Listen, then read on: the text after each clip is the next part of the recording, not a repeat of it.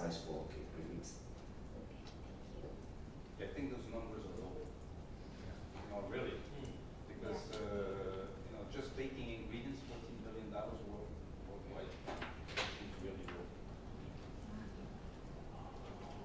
Well, that's not the market price of the cake at all. So I assume that's raw ingredients. yeah, that's what I'm saying. Cake may sell. Exactly. Because once you fashion the raw ingredients into a finished product, the sales like. All right. In the interest of time, can we thank our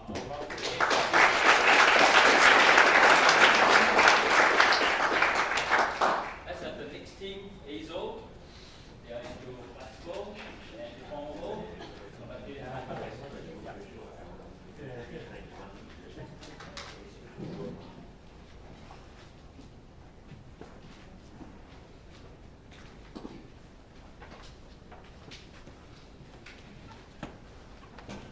Okay, hello everybody. We are Azo. We developed a transparent and flexible conductor based on silver nanowires. And this material can be used for the next generation of touch screens, which are flexible, stretchable, and foldable. So now I will show you a short video that explains our technology.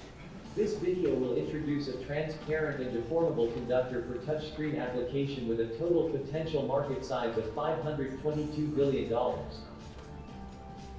We sprayed silver nanowires on PET film. After it's dried, the nanowires spread to form coffee ring structure micromesh. Because of the ring-shaped microstructure, it is highly transparent. And because of the interconnecting structure, it has customizable high conductivity. The conductivity doesn't change during folding, coiling, rolling, crumpling, stretching, and even peeling with 3 MDHBK. It is washable in water as well as in acid and base solutions. After screening 5 possible markets, we focused on the touchscreen application. It can be used as the cathode layer for rigid or flexible touchscreens for phones and other electronic devices. So my name is Oded. I'm a PhD student in NTU. Together with me in the team, we have Prof. Liquisi, who's our PI, Alvin, who's the research staff, Simran, who's a PhD student as well, and Alfred, who is our mentor in this LLP. So we started the LLP around 10 weeks ago, and this was our initial BMC. So our value proposition was performance and form factor customized transparent conductors. And as you can see in the customer segment, we actually included all the segments we can think of that might benefit of our technologies. So it included touchscreen manufacturers, solar cells manufacturers, smart windows manufacturers, and also displays manufacturers and heating element manufacturers. So we had a lot of potential markets, and in order to find the best fit for our technology, we conducted 43 interviews. Now it was quite an interesting process because we started with touchscreens, and then we put it aside, went for other markets, but at the end, we came all the way back to touchscreens. So the displays, thin films, and smart windows were quite easy to eliminate, and then we were left with heating elements and touchscreens. And at the end, we decided to go for the touchscreens because of 2 main reasons. The first one was that it's a bigger market and it's more approachable for us. And the second one is that we really believe that our technology has the advantages that the existing technologies cannot offer. So we continued with the touchscreen. Sorry. Okay. So another important lesson that we learned was to find the right fit for a technology with so many applications. And we pivoted quite a lot during this validation process. And here's an example. We approached the displays market, and as we were talking to engineers, we actually realized that we could not approach this market with our technology, and this was due to the limitation of our resolution. So when you fabricate electrode for displays, then you need a resolution of a maximum of 1 micron. And due to our deposition method, the highest resolution that we can achieve is around 10 microns. So once we understood that, we pivoted from the displays to the touch screens, which require a much lower resolution of about 2 to 4 millimeters.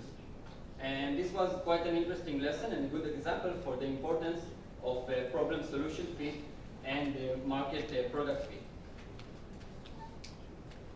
So now let's compare our technology to some technologies in the market. So the most commonly known transparent conductor that is used nowadays is the ITO, or indium tin oxide, and everyone has it in their phone. That's actually the transparent electrode that we have in our phones, in our touch smartphones. So although it's widely used, it has quite a lot of disadvantages.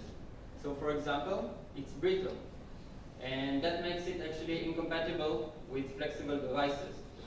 And if we look at our technology, then what we do is to fabricate flexible electrodes.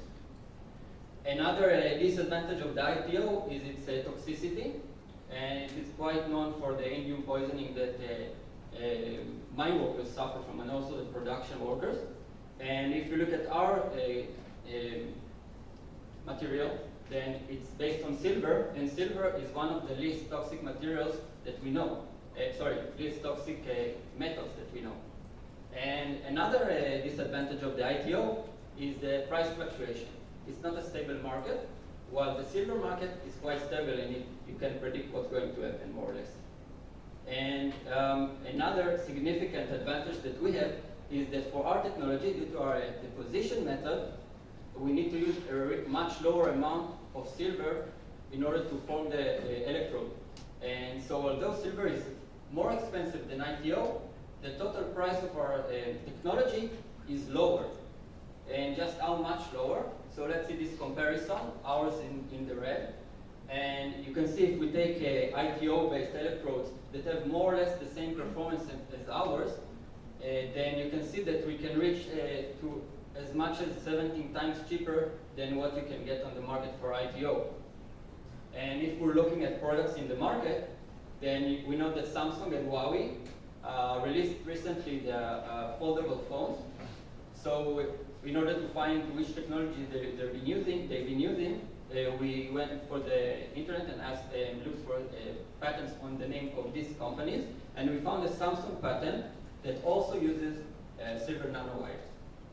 However, the amount of silver that they should use according to the patent that we found is higher than what we use, and so we believe that our technology also compared to their technology, and if we assume that this is what they're actually using, should be cheaper.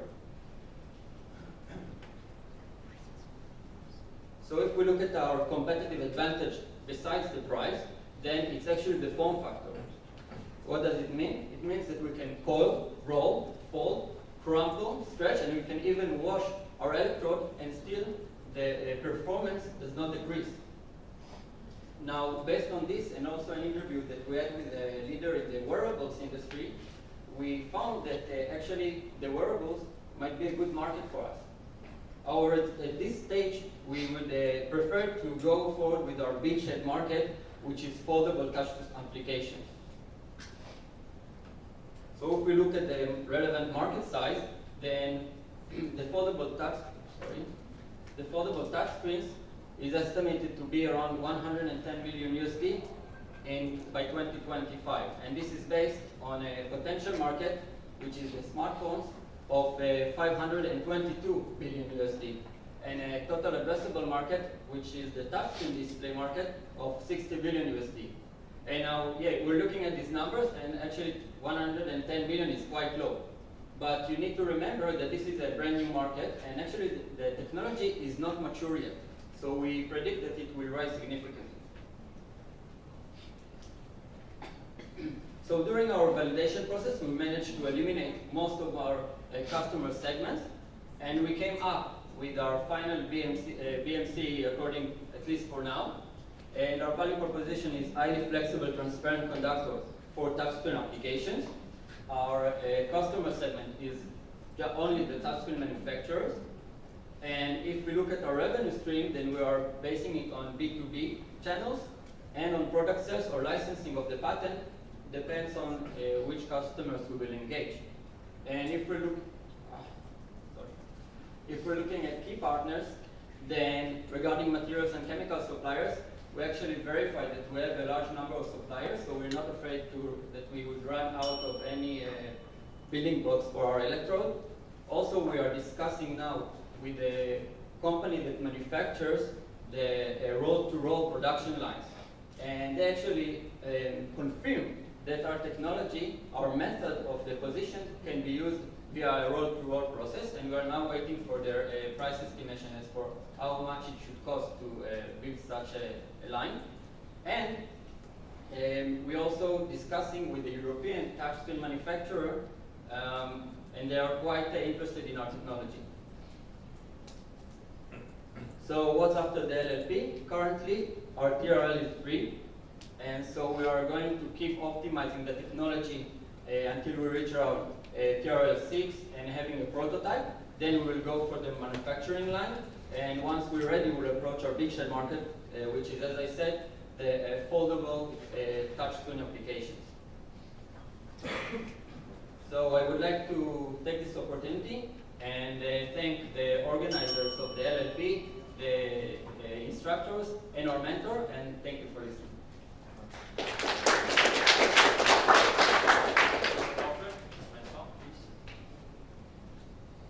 Hello, my name is Alfred. I've been at the fortunate instance of guiding this team. So I think what I'd like to perhaps touch on is that the premise of most of the technologies that's invented within the education system here has always been, I think I have